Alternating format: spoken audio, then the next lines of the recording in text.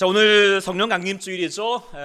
우리가 2000년 전에 예수님의 제자들이 예수님이 약속하신 대로 성령이 임하시기를 기도하였더니 오순절 날에 마가의 다락방에 뜨거운 불처럼 그곳에 자리하는 모든 사람들 가운데 임하였다. 그것이 너무 귀한 소식이었고 은혜였고, 그리고 그를 통하여서 교회가 시작되었던 것을 기념하면서 드리는 주일이 바로 성령 강림주일입니다. 그런데 우리가 알아야 될 것은 이것은 단순히 기념일이 아닙니다. 옛날 그런 일이 있었지 이렇게 회상하는 것으로 드리는 절기가 아니라 오늘 그 성령님이 바로 지금 우리도 이곳에 함께 하신 줄 믿습니다. 그렇게 다시 되새기는 시간, 또 회복하는 시간이 되어가고요. 우리가 알아야 될 것은 성령님은 우리 가운데 모든 역사 가운데 함께 하셨다라고 하는 것을 생각하게 됩니다. 어떤 분은 이제 삼위일체 하나님을 가르쳐서 이렇게 시대적으로 구분하게 될 때 구약은 성부 하나님의 시간이고 또 신약은 예수님의 시간, 그리고 그 이후는 성령의 시대다라고 그렇게 말하기도 하지만, 물론 그런 특징적인 면이 없지 않아 있지만 삼위일체 하나님을 오해할 수 있게 하는 좀 요소가 될 수 있다라고 하는 것입니다. 그것은 성부, 성자, 성령 하나님께서 따로따로 이렇게 활동하시는 것이 아니라 늘 성부, 성자, 성령 하나님은 동일하게 모든 시대 가운데 역사하셨다는 것을 우리가 꼭 기억해야 할 것입니다. 그래서 이 성부, 성자, 성령 하나님이 어떻게 역사하신가, 시대적으로 보다도 구분적으로, 역할적으로 좀 더 구분해 보는 게 더 타당할 것인데요. 각각의 어떤 특징적인 역할이 뭐죠? 잘 아실 터인데요. 여러분들이 이제 보통 우리 제일 예배 끝에 보면은 우리가 보통 제가 통하여서 여러분들과 축복할 때 하는 축복문이 뭡니까? 주 예수 그리스도의 은혜, 바로 성자 예수님의 구원의 은혜가 있고요. 우리 하나님은 뭐예요? 모든 인류를 사랑하신 독생자를 보내주셨던 그 사랑하심이 있고요. 성령 하나님의 특징적인 역할은 무엇입니까? 뭐라고 되어 있어요? 교통하신다. 이게 무슨 뜻입니까? 우리 안에 계셔서 하나님과 우리 안에서 교통하도록 계속 우리 가운데 하나님 인도하심을 받고 우리도 하나님을 순종할 수 있게 하는 그 역할을 감당하는 것이 바로 성령 하나님이시다라고 하는 것을 우리가 특징적으로 이해할 수 있으면 되겠습니다. 그리고 이 하나님의 역사가, 삼위일체의 역사가 모든 인류 가운데 함께 하시고 지금 우리 가운데 함께 하시는 줄 믿습니다. 그리고 이것이 가장 우리 가운데 이루어질 수 있는 가장 축복이라는 거예요. 그래서 마지막에 축복에 이렇게 축도로 드리는 기도문이 될 수 있다라고 하는 것을 생각하게 됩니다. 그래서 이 시간 이제 말씀드릴 수 있게 된 것이 뭐냐면, 이 성령의 역사는 신약 시대 그 이후의 역사가 아니라 바로 모든 인류 가운데 특별히 구약에서도 역사하셨던 시간이었다는 것을 우리가 바라보게 되는 것은요. 성령 강림주일 하게 되면 보통 이제 신약에서 본문을 정하거나 아니면 특별히 사도행전 그 오순절 사건을 다시 되새기게 되는데, 저도 이제 원래 그렇게 그러려고 했는데요.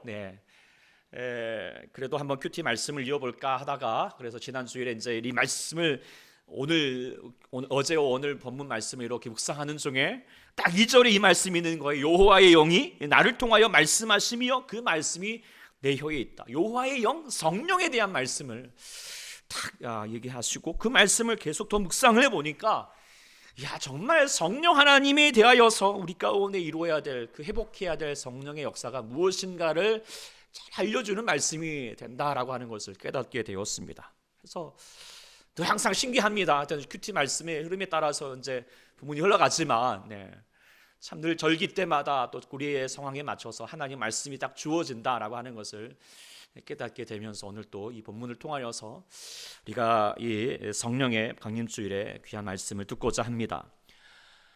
이 말씀은 우리가 계속 이제 우리가 새해 들어서 사무엘상부터 1월 달부터 시작을 해가지고 지금까지 사무엘하까지 묵상하게 되면서 특별히 그 중심에 다윗, 그 위대한 인물의 인생을 이렇게 볼 수 있게 되었는데요.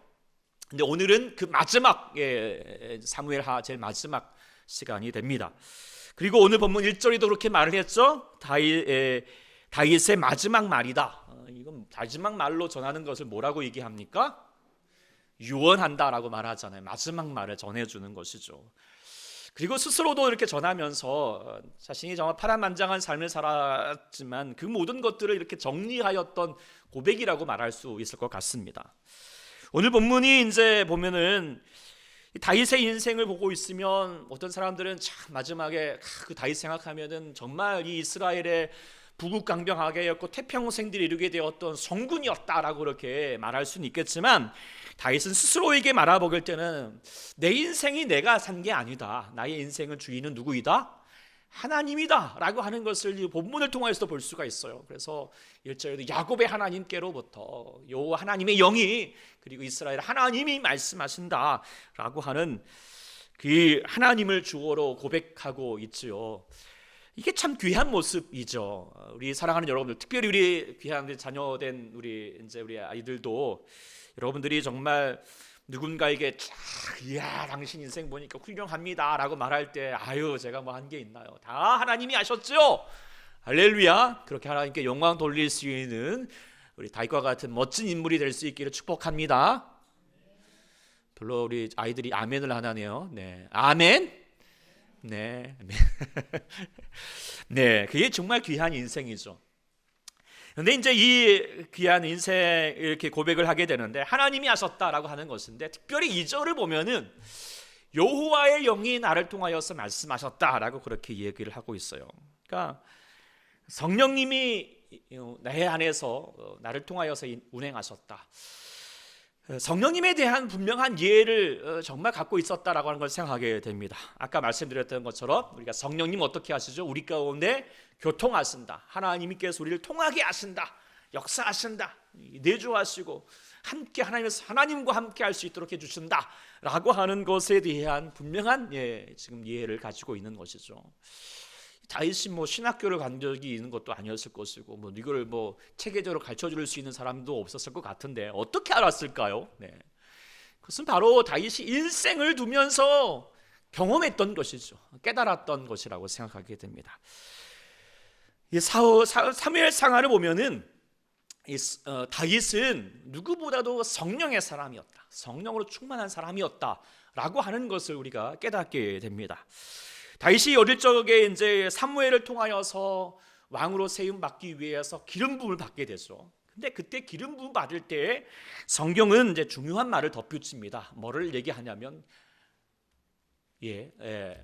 바로 16장에 보면은 기름 부음을 받았더니 그날 이후로 다윗이 어떻게 되었다? 여호와의 영에 크게 감동되었다라고 그렇게 얘기하고 있는 거예요. 그러니까 기름 부었다라고 하는, 그러니까 뭐 이게 기름 부을 때 도대체 어떤 기름일까? 뭐 올리브 기름일까? 콩기름일까? 뭐 엿기름일까? 이게 중요한 게 아니라, 외적인 표정이 중요한 것이 아니라, 기름 부음을 통하여서 그 내면에 어떤 기름이 부어지는 거예요? 성령의 기름이 부어지는 거예요. 성령이 그 안에 역사하시고 충만케 하고 그 영혼을 감동시키는 시간이 바로 기름 부음의 사건이라고 하는 것을 볼 수 있게 되죠. 그래서 그 시간을 통하여서 이제 다윗은 성령님의 감동에 따라서 살았다라고 하는 것입니다. 뿐만 아니라 다윗이 이제 정말 성령님으로 따라 산다는 것이 너무 중요하다라는 것을 정말 깨닫게 되었던 계기가 있기도 합니다. 그건 뭐냐면 이스라엘 선대왕이었던 사울, 그 사울도 기름을 받았죠. 그런데 성령님의 감동에 따라서 살지 않고 그냥 뭐 성령님 무시하고 자기 마음대로 사는 거예요. 그러니까 하나님의 영이 그 사울을 떠나게 될 수밖에 없게 돼요. 그리고 떠나게 되니까 어떤 영이 찾아옵니까? 악한 영이 그 영을 찾아와서 그 영혼을 괴롭히게 되었다라고 하는 것을 이 다윗이 그 곁에서 본 거예요. 네, 그렇죠? 그래서 나중에 다윗이 이제 밧세바와의 간음한 사건의 그 심각한 죄를 지으면서 가장 두려워했던 것이 무엇인가? 그것은 다른 것이 아니라, 우리 같이 한번 51장에 나오는 말인데 같이 한번 읽어볼까요? 시작. 나를 주 앞에서 쫓아내지 마시고 주의 성령을 내게서 거두지 마옵소서. 다윗은요, 정말 보면은 그가 그 물씬물씬하였던 골리앗 앞에서도요 겁 하나 내지 않았습니다. 뭐 양을 칠 때에도 사자와 곰이 달려들어도 그냥 돌진하는 거예요. 그런데 다윗이 가장 두려워했던 게 뭐냐? 성령님이 자기에게서 떠나가는 거. 이게 가장 두려운 것으로 보고 있는 거예요. 이 모습을 보고 있으면 우리 다윗이 얼마나 성령님을 중요하게 여기는지, 그리고 성령님을 사모하고 있는지 증거해 주는 본문이라고 생각하게 됩니다.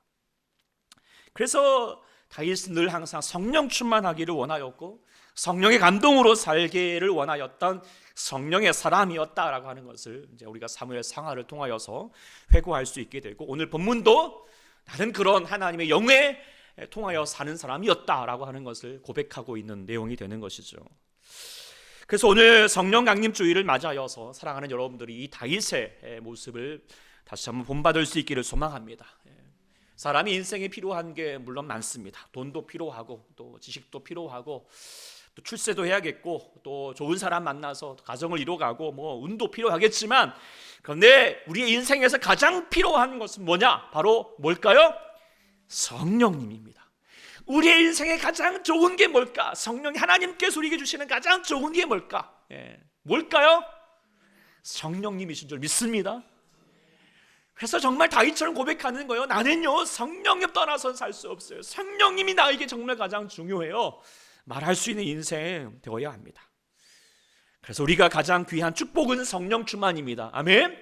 가장 우리가 구해야 될 기도 제목이 성령 충만입니다. 맞습니까? 별로 이렇게 신통치 않으십니까? 네. 누려보면 누려볼수록 아는 겁니다. 성령 충만이 얼마나 귀한 것인가. 기도하시고 사모하실 수 있기를 소망합니다. 그런데 왜 그런가? 왜 성령 충만 그렇게 강조하는 것인가? 오늘 이제 이 다윗의 유언과 같이 전해졌던 말씀, 자기의 삶에 하나님의 영으로 살아갔던 삶을 통하여서 이루어졌던 그 은혜를 회고하고 있는데, 오늘 또 그 은혜가 다시 한번 우리가 돌아보아서 성령님을 통하여서 이루어질 수 있는 삶의 축복이 무엇인가를 다시 한번 우리가 돌아보고 우리가 다시 한번 누려갈 수 있기를, 또 우리가 회복할 수 있는 저희가 될 수 있기를 축복합니다. 첫 번째로 다윗이 이제 이 성령을 통하여서 얻게 되었던 삶의 축복, 오늘 본문을 통하여서 이루었던 그 은혜가 무엇인가라고 말할 때 첫 번째는 뭐라고 얘기를 했냐면, 자신은 노래를 잘할 수 있게 되었다라고 그렇게 얘기를 해요. 이게 그냥 하는 말이 아니라 되게 뭐 이런 말을 했죠라고 하겠지만, 1절에 보면은 자신을 향하여서 그러니까 이제 자신의 인생을 돌아오면서 자신을 스스로 소개를 하는데 좀 특이하게 소개를 하죠. 처음에 물론 뭐 높이 세워진 자, 그렇죠, 왕으로 또 세워졌고 하나님께로부터 기름 부음 받은 자, 여기까지는 뭐 이해하고 충분히 그럴 수 있겠다 하는데, 자신을 향하여서 뭐라고 얘기합니까? 나는 이스라엘의 노래 잘하는 자라고 그렇게 소개를 하는 거예요. 이 사람이 뭐 전문 가수이면 뭐 이해하겠는데, 그것도 아니고 하나의 왕인데 뭐 노래 잘하는 것을 그렇게 스스로 이렇게 대견스럽게 여길까라고 하는 생각을 가져보게 되는데요. 물론 우리가 이제 잘 아는 것처럼 다윗은 노래를 잘합니다. 우리가 물론 뭐 지금 노래 실력을 검증할 길은 없지만, 그래도 노래를 참 많이 하였고 시편에 그 많은 시를 지어서 노래하면서 하나님께 찬양했던 것이고 또 즐겨했던 것이 분명하겠죠. 게다가 이 다윗은 수금을 아주 잘 탔다, 소문날 정도로 그렇게 수금을 잘 하였던 연주가이기도 하였습니다. 근데 이 다윗이 불렀던 노래가 어떤 노래일까요?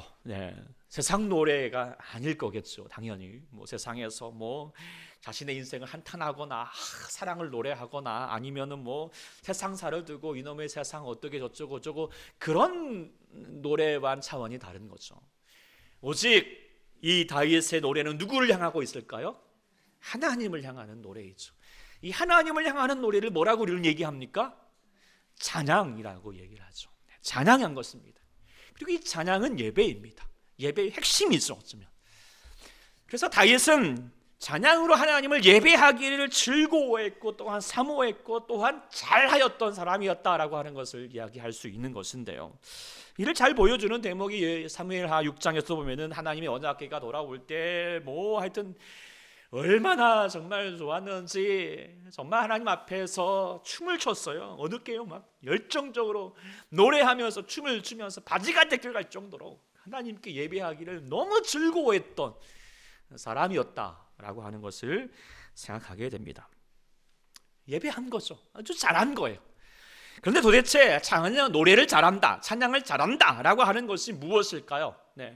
음정을 잘 맞추고 뭐 반주를 막 하고 춤을 추는데 그냥 막 현란하게 막 춤을 추고 하는 것이 잘하는 것일까요? 그러지 않습니다. 하나님께서 예수님께서 예배할 때 가장 핵심적으로 해야 될 것에 대하여서 말씀하시는 본문이 있죠. 우리가 잘 아는 것처럼 요한복음 4장에 하나님께서 참되게 예배하는 자가 되는데 그 사람은 어떻게 해야 된다? 영과 진리로 예배해야 된다. 찬양도 어떻게 해야 된다? 영과 진리로 찬양해야 된다. 이것이 하나님이 기뻐하시고 참 잘했다라고 볼 수 있는 예배가 된다라고 그렇게 평가해 주셨죠. 그러니까 음이 틀리고 박자가 틀리고 뭐 엉성하게 춤을 춰도 상관없어요. 무엇으로 예배해야 돼요? 어떻게 찬양해야 돼요? 자신의 영으로, 영혼의 울림이 있어야 된다라고 하는 것을 우리가 생각하게 됩니다. 여러분들도 그렇게 찬양하셨습니까? 이 시간에 여러분들 우리가 뭐 반주를 하고 뭐 악기를 동원하고 물론 이것도 참 귀하지만 그를 통하여서 여러분들 가운데 행하고자 하는 것은 뭐냐면 뭐예요? 우리 영혼에서 우리 깊은 곳에서 하나님을 찬양하자는 것이죠. 다윗도 그렇게 찬양하기를 원했죠. 그래서 이렇게 말합니다. 내 영혼아 여호와를 성축하라. 내 속에 있는 것들아. 내 속에 있는 것들아. 겉모양으로 찬양하는 것이 아니라 뭐예요? 내 안에서 내 영에서 하나님을 찬양하라. 그렇게 찬양하는 곳에 하는 자가 되니까 뭐예요? 참 찬양을 잘하는 사람인 거예요. 노래를 참 잘했던 사람이죠. 근데 이게 심부러운 것도 뭐냐면 찬양이라고 하는 것이 예배의 핵심이기도 하지만 핵심적인 요소이기도 하냐 또 예배한 자의 축복의 결과라고도 볼 수 있습니다. 예배를 잘 드리는 사람은 그 안에서 찬양이 넘치는 사람이 노래하는 인생이 되는 거예요.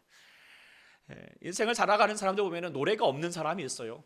그냥 빼빼 그냥 딱 마른 사람. 어떻게 해요? 삶이 피곤한 사람이. 그러나 감격이 있는 사람은 어떤 사람이 나오는 거야? 예배가 노래가 나오는 사람이 되는 것이죠. 이 음악이라고 하는 건 노래라고 하는 것이 참 심리적으로 강력한 영향을 미친다라고 하지 않습니까? 스트레스를 완화시키고 우울증이나 불안을 극복하게 하고 치유와 회복을 일으키는 이게 바로 또 음악적인 요소이죠. 그래서 음악을 사람들이 참 좋아를 하지만 하나님께서 마찬가지로 우리 가운데 예배할 때 노래하여라 찬양하여라 라고 하였던 것은 뭐냐면 우리 영혼을 치유하시고 회복하시기 위함입니다. 그런데 그것도 어떻게 해요? 내 속에서부터 내 영이 주님 앞에서 찬양하게 되면 이건 그 어떤 것보다도 우리 영혼을 치유하는 역사가 일어나게 될 줄 믿습니다. 그리고 그래서요 아마 뭐 저도 그렇지만 여러분들도 아마 찬양을 정말 깊이 하나님께 찬양하게 되면은 정말 하나님이 우리 영혼을 깊이 만지시는 역사를 경험하게 되었을 거예요. 네. 그래가지고 뭐 찬양 중에 눈물이 터져 나오고 감사걸로 나오게 되고 그러면서 더더욱 하나님을 찬양하게 되는 것이죠. 주님 내 영혼아 주님을 찬양합니다. 그래서 주님 앞에 찬양하여 그 두려움이 변하여 내 기도 되었고 전날의 한숨 변하여 어떻게 되었다고요? 내 노래 되었네. 그래서 우리는 어떻게 찬양하면 같이 한번 주님을 찬송하면서 할렐루야 할렐루야 내 앞길 멀고 험해도 나 주님만 따라가리. 할렐루야. 네. 다윗의 인생을 돌아보면요 정말로요 한숨이 많을 것이고요 두려움이 많은 인생이에요. 그런데 그럼에도 불구하고요 다윗은요 노래하기를 찬양하기를 멈추지 않았어요. 하나님을 향하여 나아갔어요. 그랬더니 하나님께서 그 두려움이 변하여서요 기도가 되게 하시고 한숨이 변하여서 찬양할 수 있게 하시는 거예요. 할렐루야. 노래할 수 있게 되는 것이에요. 회복의 역사가 일어난 것이죠. 그래서 자신의 인생을 두고서 이 본문을 통하여서 얘기하고 싶은 거예요. 나는 하나님 앞에서 성령님을 통하여서 난 노래를 잘할 수 있는 인생이 되었다고. 참 노래를 잘하는 사람 이게 내 안의 축복이다라고 그렇게 전해주고 있는 거예요. 사랑하는 여러분들에게도 노래를 잘할 수 있기를 소망합니다. 정말 우리 초대교회 우리 성도님들은 찬양을 잘할 수 있었으면 좋겠어요. 찬양의 은혜가 넘치는 교회가 되었으면 좋겠다 생각합니다. 이 악기가 많고 그런 게 아니라 찬양 속에서 여러분들 가운데 막 눈물이 터져 나오고 감격이 흘러 나오고 하나님을 향하여서 정말 하나님 내가 주님을 높여드립니다. 두 손 높여드리며 춤을 추면서 찬양하는 이 성령의 역사를 누릴 수 있는 우리 초대교회가 될 수 있기를 간절히 축원합니다. 이게 은혜다라고 하는 것을 첫 번째 누리게 되고요. 두 번째 깨닫게 된 것은 뭐냐면 말씀으로 하나님과 교통하게 했던 것이 바로 성령을 통한 역사였다라고 하는 것을 고백하게 됩니다. 오늘 본문의 2절에 분명히 말했습니다. 여호와의 영이 나를 통하여서 말씀하셨다. 그 말씀이 내 혀에 있다. 한마디로 말하면 성령으로 말미암아 말씀이 내 안에 충만하였다라고 하는 것을 이야기하고 있죠. 사람이 이제 행복하게 살아가는데 중요한 것이 말이죠. 부부가 행복한 부부, 그렇지 않은 부부 어떤 차이가 있습니까? 말이 통하느냐, 통하지 않느냐. 말이 안 통하면 어떡해요? 아무리 뭐 좋은 거 있더라도요. 답답하잖아요. 네. 정말 행복한 가정과 행복하지 못하는 가정 뭐예요? 행복한 뭐야? 서로 가정에 만났는데도 말이 없어요. 그러면 그 가정은 죽어가는 가정이고요. 행복한 가정은 만나기만 해도 그냥 조잘조잘조잘 그냥 막 계속 말하기를 즐거워하면 그 가정은 왜요? 살아나는 거예요. 행복해지는 거 아니겠습니까? 사람과 사람 사이에도 말이 통하여 살지만 하나님과 우리 사이에서도 마찬가지예요. 말이 통해야 사는 거예요. 왜 그럴까요? 그렇게 지으셨어요. 우리가 창세기 2장 7절에 보면은 하나님께서 사람을 딱 흙으로 지으시고 나셔서 어떻게 했죠? 생기를 그 코에 불어 넣었더니 그 사람이 생명이 됐다. 생명, 리빙 빙, 살아있는 존재, 살아있는 존재, 조개가 되었다라고 그렇게 얘기해주고 있는 거예요. 그렇게 될 수 있었던 것은, 생명이 된다는 것은 뭐냐면 하나님과 사람 사이에서 교통이 일어나는 존재라는 거예요. 하나님과 교통할 수 있게 되려면 그 안에 뭐가 부어져야 되느냐? 바로 생기, 그 생기는 뭐냐? 영입니다. 영. 오늘 본문 1절에도 나와 있는 여호와의 영, 그 영이 바로 루하크라고 하는 이 단어, 이 생기가 똑같은 단어예요. 그 생기가 영이 우리 가운데 부어질 때 하나님과 우리 사이에서 교통이 일어나게 되고 우리의 심령, 우리의 삶을 생명이 되는, 살아있는 존재가 된다라고 그렇게 얘기해주고 있는 거예요. 이것이 사람의 정말 특징이고요, 유일한 또 특권이기도 합니다.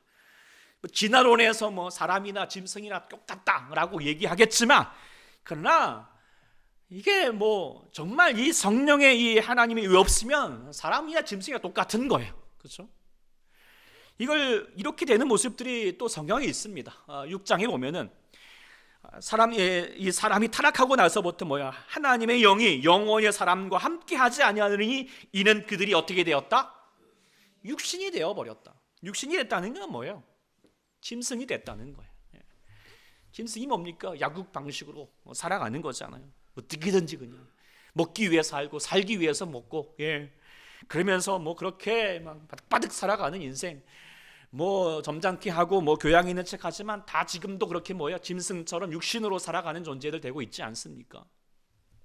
그런데요, 하나님의 영이 거하게 되면은요, 이제는 하나님 말씀이 그 안에 임하게 되고 그 말씀이 우리 가운데 있게 되면은 이제는 우리가 더 이상 떡으로만 사는, 먹고 살기 위해서 우리가 밥으로만 사는 인생이 아니라 무엇으로 사는 인생? 말씀으로 사는 인생이 된다라고 하는 것을 이야기하고 있습니다. 다윗이 그렇게 살았던 것이죠. 하나님과 그 말씀으로 성령 안에서 소통하면서 살았던 거예요. 그런데 그러면 말씀으로 산다는 것이 무엇일까? 여호와의 영이 나를 통하여서 말씀하신다. 그 말씀이 내 혀에 있다. 이거를 이제 우리가 생각하면은 그래, 하나님의 말씀 늘 항상 이 다윗이 읽고 묵상하고 외우고 그리고 성경 공부해가지고 사람들에게 하나님 말씀 이거야 그렇게 설교하였다라고 그렇게 얘기할 수 있을까? 우리가 말씀으로 충만한다 그러면 많은 사람들이 이렇게 적용할 수 있는지 모르겠지만은요. 근데 그렇게 막 하면서 우리가 성경 통독하자고 그래서 그래, 또 그래 말씀 그래, 또 늦었네, 또 못했네. 또 아니 자녀들에게 막 그 설교 막 성경책 들려도 되고 막 설교하고, 이게 말씀으로 충만한 삶일까요? 그거는요, 이거는 하나님의 성령의 역사가 아니에요. 성령의 역사는 뭐라고 그랬죠? 하나님과 우리를 교통케 한다, 소통케 한다. 소통해지면 뭐예요? 살아나는 역사가 일어나야 되는 거예요. 그런데 만약 그러지 못하면 말씀이 피곤해지는 거잖아요. 말씀이 우리를 얽매이게 한다는 것은 성령의 역사가 아닐 것입니다. 그렇다면 하나님과 소통해 간다는 것이 무엇일까? 다윗의 시편을 통하여서 우리는 많이 깨닫게 됩니다. 다윗의 시편을 보게 되면 어떤 시입니까? 어떤 말씀입니까? 다윗이 막 설교합니까? 하나님 말씀이 이거야, 너희들 이렇게 해야 돼, 뭐 이렇게 그렇게 하는 말이었습니까? 네, 거의 그런 내용이 없습니다. 보고 있으면 특별히 탄식시들이 많이 있는데, 탄식시들 뭡니까? 다 하나님 도대체 어느 때까지입니까? 도대체 왜 나 이기려고 계십니까? 왜 도대체 어디 계시냐고요? 나는 지금 벌레 같고요, 지금 나 사람이 아니고 나 고통받고 있고요, 하나님 좀 응답해 달라고요, 나 힘들어 죽겠다고요. 자신의 인생을 두고 주저리 누구에게 고백하고 있어요? 하나님께 그냥 소위 말하면 까발리고 있는 거예요. 그런데 이런 모습이 바로 다윗이 말씀으로 하나님과 살아가는 삶의 모습이라는 것을 깨닫게 됩니다. 네. 그리고 그것이 성령 안에서 이루어지는 은혜다라고 그렇게 깨닫게 돼요.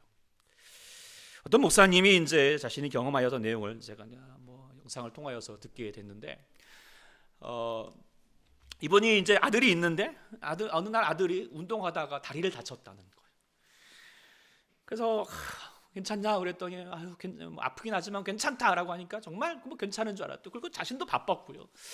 근데 이제 그 다음날 이제 새벽 기도를 가기 위해서 일어났는데 아이들 방에 불이 켜져 있는 거예요. 왜 그런가 봤더니 이 아이가 밤새 아파가지고 그냥 울고 있었더라는 거예요. 눈이 퉁퉁 부었어요. 그래가지고 그 다음날 이제 새벽 갔다 와서 일정을 다 내려놓고 이제 병원을 데리고 갔죠. 갔더니 의사 선생님이 말하기를 이게 얼마나 아팠을 텐데 참았는지 모르겠다고. 알고 보니까 아이 다리에 하여튼 뼈가 부러진 거예요. 그래가지고 이제 급히 수술을 해가지고 깁스를 딱 해가지고 차에 딱 탔는데, 그때 이 아이가 아빠한테 하는 말이 있었대요. 딱 두 가지를 말을 했는데, 외국이니까 영어로 얘기했어요. 들어보실래요? 어려운 말인데요. I'm sorry, but I'm thank you. 예, 무슨 말이에요? 예, 미안해요, 그리고 고마워요, 이렇게 얘기하더라는 거예요.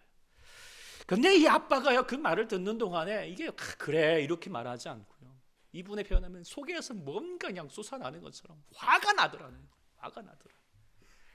네가 이럴 때는 그렇게 미안하다고 말하는 게 아니야, 그리고 고맙다라고 말하는 게 아니야. 그때는 아프다고 얘기를 하는 거야.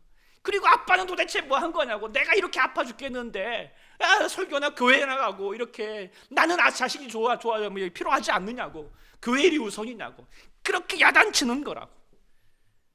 그게 아들이라고.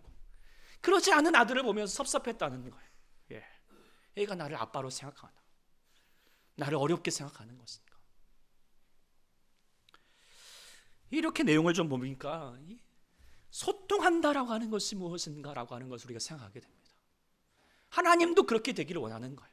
마태복음 로마서 8장에 보면 하나님과 성령 안에서 우리가 하나님과 소통하는 것이 무엇인가를 잘 보여주는 내용이 있는데요, 표준 세번역으로 이렇게 말합니다. 우리는 육신으로 살면 죽는다. 하나님이 영으로 떠나서 살게 되면 짐승처럼 살면 죽어가는 인생이 되지만 하나님의 성령으로 살면 살게 된다. 왜 그렇습니까? 그 성령으로 살게 되면 뭐예요? 우리 하나님의 자녀가 되는 것이고요. 그 하나님을 어떻게 부르게 됩니까? 아빠, 아버지라고 부르는 거예요. 두려움 없이. 다윗도 이 성령님을 통하여 하나님을 어떻게 아빠, 아버지라고 부르는 것 같아. 그래서 힘들고 어려울 때 뭐예요? 도대체 하나님 어디 계십니까? 도대체 뭐 하시는 것입니까? 내가 이렇게 힘들어 죽겠는데 도대체 하나님 일하시는 것입니까? 하나님께 그냥 따져 묻고 있는 거예요. 하나님께 도움을 구하는 거예요. 그게 어떻게 가능하였을까요? 성령님이 계시기 때문에, 성령 하나님을 바라볼 수 있었기 때문에. 그래서 하나님께 그렇게 고백함을 통하여 하나님이 그 마음을 만져주시고 위로해 주시고 회복시켜 주시는 놀라운 역사를 이루었다는 것입니다.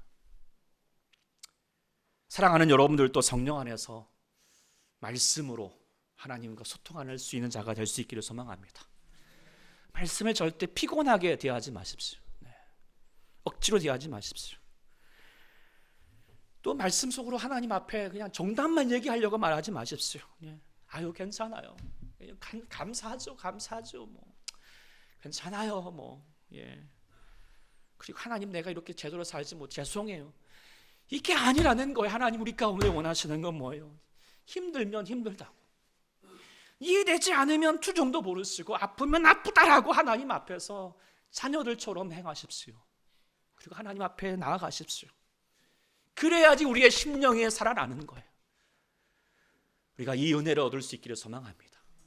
그래서 하나님 성령 안에서 이게 누릴 수 있는 가장 귀한 특권이고 은혜인 줄 아시고 하나님 안에서 말씀으로 교통할 수 있는 은혜를 얻을 수 있는 여러분 될 수 있기를 간절히 축복합니다.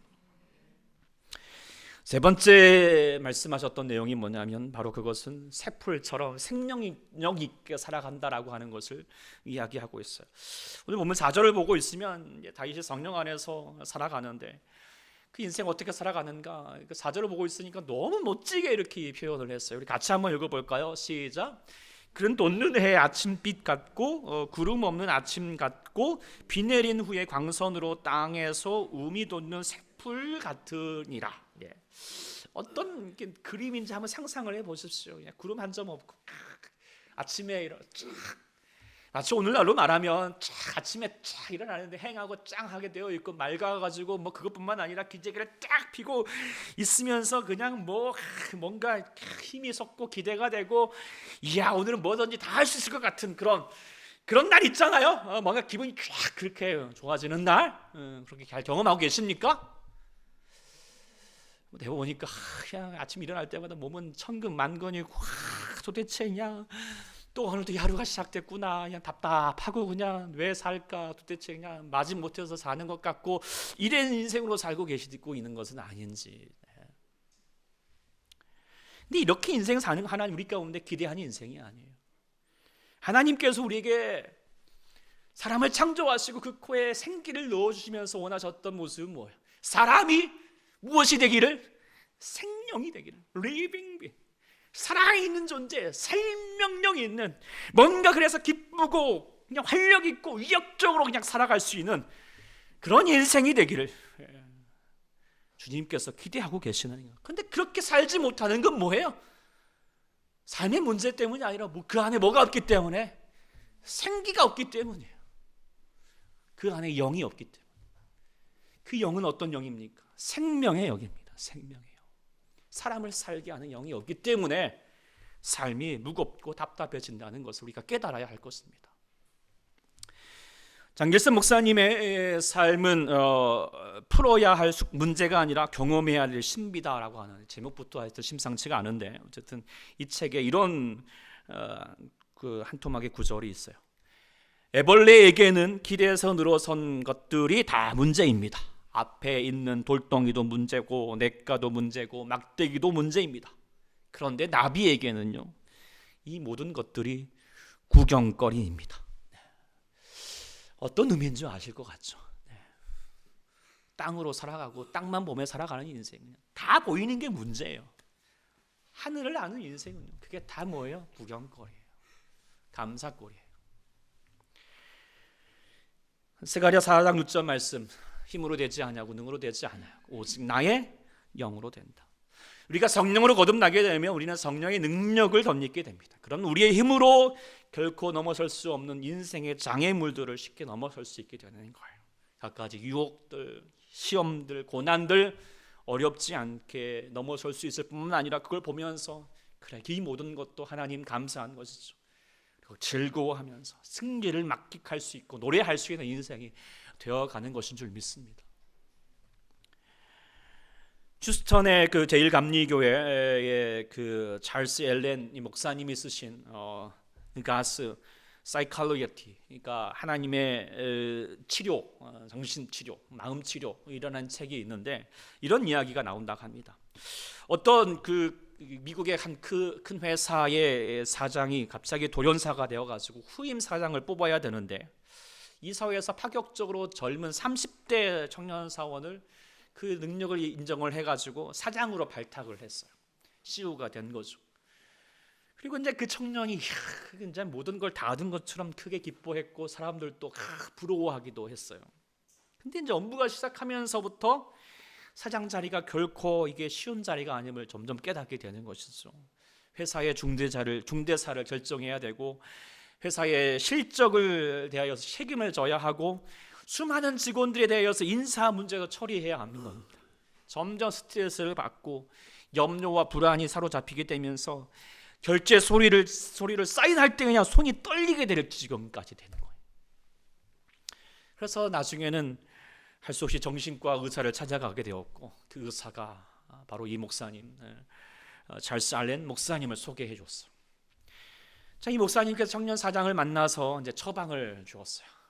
약을 주는데 아침, 저녁, 점심 뭐 일주일 하루에 3번씩 먹고 일주일 뒤에 만나자고. 근데 그 약이 뭐냐? 바로 시편 23편 말씀이에요. 계속 아침만 일어나자마자 읽으라는 거예요. 여호와는 나의 목자시니 내게 부족함이 없으리로다. 그가 나를 푸른 초장에 누이시고 쉴 만한 물가로 나를 인도하시고 내 영을 소생시키고 나를 안녕하신 내 평생의 주에. 그리고 아침에 일어나서 또 아침 밥 먹고 나서 그리고 또 일과 또 점심 먹고 나서 계속 하루에 5번씩 그것을 계속 반복하여서 묵상하고 읽고 하니까 점점 손 떨리는 것도 사라지고 불안도 사라지게 되고, 일주일 뒤에 목사님을 다시 만나서 청년이 그렇게 얘기하더라는 겁니다. 이제 내게 부족함이 없습니다. 내 잔이 넘칩니다. 라고 그렇게 노래하다라는 거예요. 생기가 살아나는 거예요. 생기가. 근데 이 이야기의 원조가 누구일까요? 다윗이죠. 다윗을 생각해 보십시오. 날마다 그도요 어릴 적부터 아버지 명령을 따라서 들에 가가지고 양을 키워야 했어요. 뭐 좋아서 갔겠어요. 그리고 또 뭐 여러 가지 어려움 가운데 있고, 사울에 또 기름 부음 나서도 사울에 쫓겨가지고 집도 절도 없이 그냥 헤매이는 삶을, 그 두려움 가운데 사는 그 억울한 인생을 살아야 했고요. 왕이 되었다고 해서 편안한 날이 있었을까요? 더 힘들었을 거예요. 그런데도 불구하고요, 그는 고백하잖아요. 늘 항상 여호와가 나의 목자시니요 나는요 부족함이 없다고요. 그가 나를 푸른 초장에 인도하시고 쉴 만한 물가로 나를 인도하시니, 그래서 내 영혼을 소생시키시고 내 이름을 위하여 자리 하나님의 의의 길로 인도하시니 내 잔이 넘칩니다. 할렐루야. 그 은혜가 가졌어. 그래서 하나님 앞에서 늘 푸른 초장의 새풀처럼 살아가는 인생이 되었다는 거예요. 어떻게 이게 가능했을까? 바로 다윗 안에 누가 있기 때문에? 성령, 생기가 있기 때문에, 생명의 영이 더해졌기 때문이라는 것을 깨닫게 됩니다.